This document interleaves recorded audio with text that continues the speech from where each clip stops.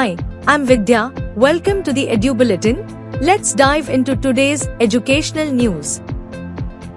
CBSE introduces phased AI-enabled online remote invigilation examination, proctored assessment on DG exam for certification and assessment of 10,000 school counseling and wellness teachers, evaluating skills, ethics, and practical application, with first phase underway from February 2026. Directs affiliated schools to ensure participation based on online affiliated school information system portal nominations and updated counselor data. CBSE issues detailed guidelines for composite skill labs as per NEP 2020 and NCFSE 2023, requiring all schools to establish either one 600 square feet lab for classes 6 to 12 or two 400 square feet labs for classes 6 to 10 and classes 11 to 12.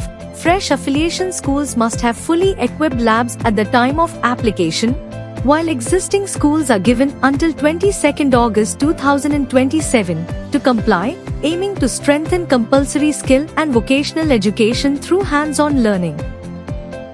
CBSE to conduct face-to-face capacity building programs for teachers regarding mandatory implementation of skill education in classes 6 to 8 using NCERT's Kaushal Bodh activity books, scheduled from 27th March to 11th April 2026 across multiple locations in Uttar Pradesh and Madhya Pradesh in collaboration with Sahodaya school complexes. For the date-wise schedule, refer to CBSE official circular. Municipal Corporation of Delhi to launch initiative in collaboration with Canva to train teachers across its 1,514 schools in digital tools for creating interactive learning content, integrating NCERT material in line with NEP, with free access to creative tools, to our training sessions, and tentative launch on 28 March 2026. Haryana government mandates digital submission of Form 6 by private schools for 2026 to 27 academic session, restricts fee hikes without prior declaration, warns of MIS account blocking.